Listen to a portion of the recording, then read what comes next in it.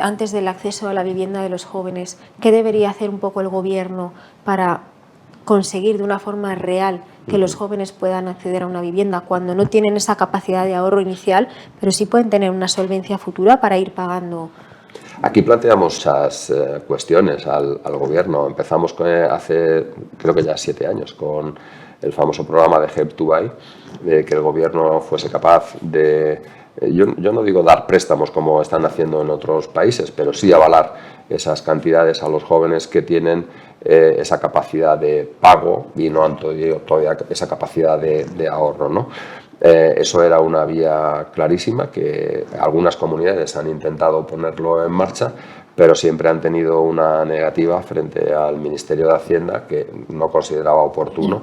No sé si porque era de diferente color político. Las comunidades autónomas que han intentado poner este programa en marcha, todas eran del PP. Y siempre han tenido un rechazo por parte de la Hacienda Pública Nacional. Pero bueno, siguen insistiendo. De hecho, la Comunidad de Madrid ya tiene dotado el presupuesto, la Comunidad de Andalucía también, Murcia lo consiguió sacar, y eso clarísimamente puede ser una vía, no por la vía del préstamo, como digo, sino por la vía del aval, donde le garantizan al banco que estos jóvenes tienen capacidad de pago, y en el caso de un posible impago está este aval que da la administración. Esto es una vía clarísima, pero no resuelve el problema total, pero bueno, si hay una resolución de 200.000 familias que pueden acogerse a esta situación, pues es un paso adelante. Pero para mí lo fundamental es atacar el problema estructural, y el problema estructural está en dos partes fundamental: la carestía de suelo, del precio de la materia prima, clarísimamente, y la cantidad de impuestos que se pagan en la vivienda, 25%. Entonces, sabemos que la vivienda siempre ha sido una fuente de financiación, tanto para las entidades locales como las autonómicas como las nacionales. Pero es que un 25% en un bien como es la vivienda básico de necesidad, y que está de alguna manera entorpeciendo el desarrollo de la generación de nuevos hogares, me parece que no ha lugar. Y se ha demostrado muchas veces que cuando hay una menor cantidad, un menor porcentaje de impuestos, la actividad económica se multiplica, y debiéramos ir más en esa línea, como un bien de primera necesidad, en la rebaja de los impuestos y en la mejora de toda la tramitación administrativa de puesta de disposición de suelo finalista. Y yo diría que otra cuestión más: en España se ha hecho muchísima vivienda protegida, muchísima. Y la vivienda protegida fundamentalmente la hemos hecho los privados. La administración desarrollaba de la vivienda protegida un 15% y el resto lo hacíamos los privados. Llevan sin subir los módulos de vivienda protegida desde el año 2008. Entonces, es imposible hacer vivienda protegida con los precios de los módulos del 2008, sabiendo cómo, o sea, el desarrollo que ha habido de precios. Que además es lo entonces, que la vivienda un poco, ya no protegida, un poco, sino la vivienda de un precio más o menos bajo, que es un poco los objetivos, asequible, el objetivo que se ha marcado el gobierno, pero claro, a las empresas privadas esto no le salen los números. No salen los números, y de hecho, de las viviendas, de la tipología de viviendas protegidas que hay tres. Una es la vivienda protegida especial, que esta es la que desarrolla la administración por sus propios medios, y que entendemos que es una vivienda que se tiene que ver fortalecida. O sea, el Estado tiene que invertir más en vivienda, que desarrollen ellos mismos en esa vivienda protegida especial, para solventar los casos de exclusión social que hay. Y luego hay dos tipos más: la vivienda protegida libre, VPL, y la vivienda protegida básica. La única que se puede desarrollar es vivienda protegida en la VPL. La vivienda básica, el promotor se queda en las parcelas paralizadas, y tenemos miles de casos en las comunidades autónomas porque no dan los números. Entonces, si el encarecimiento de la vida, de los precios de materiales, los índices de precio de consumo que hemos tenido desde el año 2008 son ostensibles, lo que no se puede mantener son precios del 2008 para la vivienda protegida. Y además, esto da lugar a otra casuística. El gran acceso histórico que ha habido en la vivienda por parte de la sociedad española ha sido precisamente en esa línea. Las ayudas que se concedían en aquel momento a la subsidiación de intereses, por ejemplo.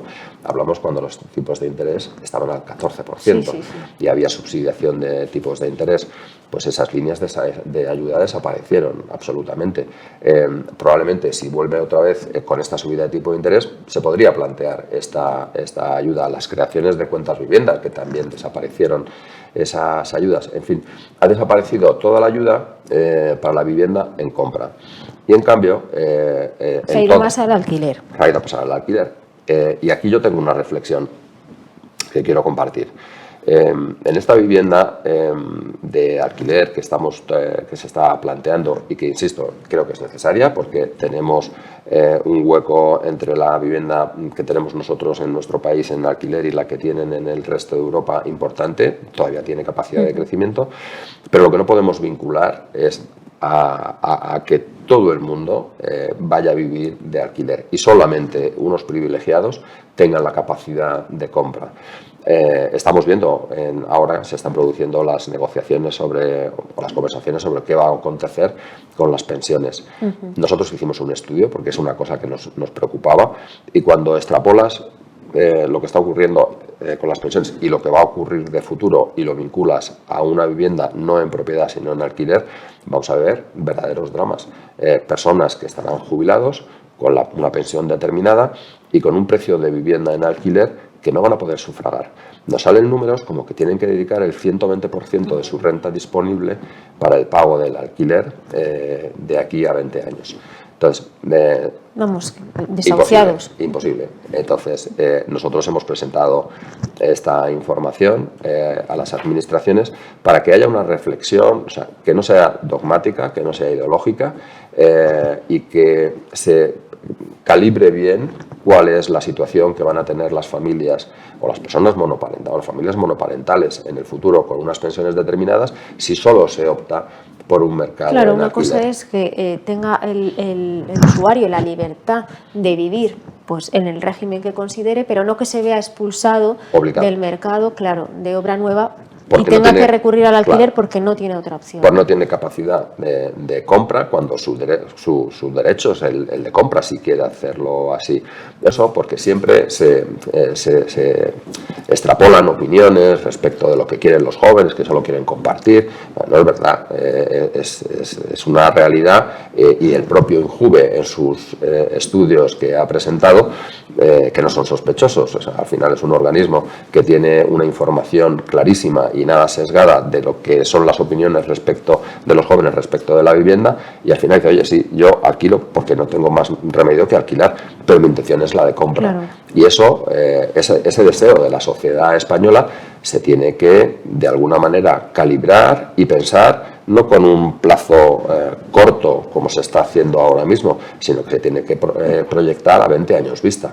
Lo que comentabas antes de los impuestos, a ver si podíamos concretarlo un poco más. ¿Qué estamos hablando? ¿De volver a recuperar a lo mejor el IVA súper reducido, la compraventa? ¿Un IVA reducido? ¿Del 4%? O... No, teníamos, en su momento estábamos en el 6%, pero cualquier rebaja va en favor del acceso a la vivienda, vía impuestos clarísimamente y vía mejora para que los precios no sea un producto, y podemos poner 1000 ejemplos. ¿Qué ocurriría si las fábricas de coche, el acero, fuese un bien escaso, que hubiese que pelearse todas las fábricas para conseguir fabricar un coche? Pues sería una ridiculez, sería un absurdo. Pues no es entendible porque nuestra materia prima de un producto básico como es la vivienda tiene que ser tan escasa.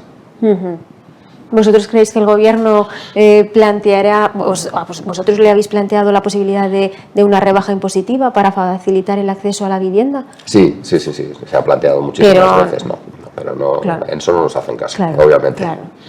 Ahí estamos perjudicando el equilibrio, las cuentas públicas y ahí no nos hacen caso. Ay, claro. Y un poco también la falta de mano de obra en el sector. Desde la patronal de la construcción, claro, ya están advirtiendo desde hace mucho tiempo que hay una edad media muy alta ya del sector y no atrae a los jóvenes. No sé si porque está estigmatizado el sector, si no genera atractivo, pero esto puede suponer un problema en los próximos años para la producción de vivienda. O sea, ¿va a poder el sector asumir todos los planes que tiene previstos si no tiene personal para hacerlo? Se va a producir un cambio importante. Es un problema, pero es un problema que no solamente se circunscribe a nuestro sector. Cuando uno empieza a mirar otros sectores, pues se da cuenta que tienen la misma problemática que el nuestro. Y yo creo que es una situación generacional, donde hay un cambio de mentalidad por parte de los jóvenes en cuanto a los deseos de dónde y cómo trabajar, y desde luego ni el sector de la construcción es interesante. Voy a poner otro sector, el naval tampoco. Estamos viendo cómo armadores tienen que vender los barcos grandes que salen a faenar y que están mucho tiempo fuera para hacer ese trabajo y no están consiguiendo enrolar tripulaciones, tienen que venir de los sitios más recónditos, de Liberia, en fin, y en España no se consigue. Está pasando en el mundo, por ejemplo, ahora que estamos en el mundo de la madera, también en nuestra empresa, los jóvenes no quieren desarrollar trabajos de mantenimiento del monte o trabajos en la primera y en la segunda transformación de la madera, pasa en la hostelería, en fin, está pasando a nivel general en todos aquellos trabajos que de alguna manera requiere un esfuerzo físico, un trabajo físico, y esto entiendo que es un problema que se va a convertir en estructural y es un problema generacional. Ahora bien, en el nuestro, y además lo entiendo así filosóficamente, cuando aparecen problemas también aparecen oportunidades. Y ante esta falta de mano de obra que puede haber en nuestro sector, podemos dar el gran salto a la industrialización. Sí, a la industrialización definitiva. Que creo que se da el gran salto que ya se está empezando a dar. Ya se está generando capacidad instalada de fábricas para industrializar, y esto cada vez vamos a ir viendo con el paso del tiempo que se irá incrementando. Que además va a rebajar los costes finales. Sí, sobre todo lo que va a hacer es que no incrementen por la falta de mano de obra, claro, que es lo importante. Entonces, como decía antes, por mucho que nosotros mejoremos nuestros procesos productivos, solo nos queda un 35% de ese precio final en el que podamos mejorar. Entonces, ahí sí que estamos trabajando. Pero el gran ahorro, la gran capacidad de abaratar la vivienda está en las dos cuestiones que te decía antes. Vamos a hablar un poco de los fondos europeos. ¿Cómo está interpretando el sector la gestión que se está haciendo de ellos? ¿Están llegando con agilidad? ¿Se entiende que es una oportunidad perdida? Espero que no sea una oportunidad perdida, pero nosotros avisamos en su momento que había defectos que se tenía que subsanar, porque si no iban a hacer muy difícil el poder aprovechar los fondos. Precisamente en esta ley que comentábamos antes se han hecho ya algunas modificaciones con estas recomendaciones que se hicieron en su momento y que tampoco nos hicieron caso porque pensaban de alguna manera que estaban perdiendo control sobre esta financiación. Y por poner un ejemplo, para conseguir la subvención del libro del edificio, el Ministerio lo que planteó fue que era obligatorio pedir las licencias para hacer las reformas correspondientes. El pedir las licencias, nosotros lo avisamos, dijimos, oye, son dos cosas independientes, no mezcles una con otra. Si tú quieres el libro del edificio y lo subvencionas, es una cosa, y luego que las comunidades de propietarios interpreten que quieren hacer esas reformas es otra completamente diferente. Si tú vinculas una a otra, vas a paralizarlo. Efectivamente, así ha sido. ¿Por qué? Pues porque las reflexiones de las comunidades de propietarios es, oye, vale, yo encargo un proyecto y el libro del edificio, pero me obligas a pedir una licencia, tengo que pagar el impuesto, y si no me das la subvención, claro, ¿qué hago? Entonces dijimos, no tiene sentido, tienes que independizar completamente unas gestiones de otras, porque si lo estás vinculando, las comunidades de propietarios, siempre es difícil la gestión con una comunidad de propietarios, son muchas opiniones, y lo que tienes que hacer es facilitar las cosas, y sobre todo dar garantía de que las obras que se vayan a cometer van a tener la subvención correspondiente. No, es que muchos sectores, por ejemplo, no están llegando las ayudas. No llegan. Se presentaron los planes hace meses y no hay noticia. Sí que es verdad que a mí me dicen que en el sector de la vivienda sí están llegando. Sí, llegaron las... Porque no sé si las con mucho primeras. retraso No, o con mucho tal. retraso. Están llegando con muchísimo retraso y el problema no es las de este año, porque si recordáis, las de este año permitieron que las obras que ya estaban iniciadas tuviesen derecho a esta subvención. Entonces, por eso se ha completado el cupo de este año. El problema son las del año que viene y nosotros lo que estamos viendo es que las comunidades de propietarios no están tomando las decisiones de empezar. Por dos cuestiones. Primero, porque en este panorama que tenemos de ruido, de inflación, de subida de tipos de interés, pues la gente prudente dice, oye, me quedo como estoy, ¿para qué voy a meterme en gastos que ahora no entiendo que sean prioritarios? Y eso es lo que está ocurriendo. Entonces, lo que está en tela de juicio son las subvenciones de los próximos años. Y además, tenemos que ser conscientes que para el 2026 tiene que estar ejecutado. Claro. Y luego, en otros sectores, pues vamos viendo que hoy salía una noticia, ¿no? También creo que era en Expansión, donde, no, el Confidencial creo que era, respecto de subvenciones o financiación que iban a dar con los fondos Next Generation para las azulejeras en unas en una fábrica de producción de generación de hidrógeno para las azulejeras, se han quedado sin subvención. Pasó también en el automóvil. En fin, no está siendo siendo fácil. Vamos a hablar de la ley de vivienda. Vale. ¿Qué? ¿Cómo lo veis vosotros? Yo he sido siempre muy crítico con ya lo sé, pero ¿pensáis que esto al final se va a materializar? Pues llevan dándole coba mucho tiempo y sí, me temo que de alguna manera es una reivindicación que tuvo Unidas Podemos desde el principio. El gobierno, y me consta, de la parte del Partido Socialista, pues no está para nada convencido. Si no, ya habría salido. Si no, ya habría salido, obviamente. Y lo que entendemos es que hay una pugna entre lo que pretende Unidas Podemos y lo que quiere el Partido Socialista importante. Vamos acercándonos a un punto, a un momento yo creo que crítico, que son las elecciones de las comunidades autónomas y de los ayuntamientos, y la ley no está aprobada todavía. No sabemos la capacidad de presión que tendrá Unidas Podemos para llevarla adelante o si finalmente cederá en los puntos donde el Partido Socialista no está de acuerdo y se aprueba en esa línea.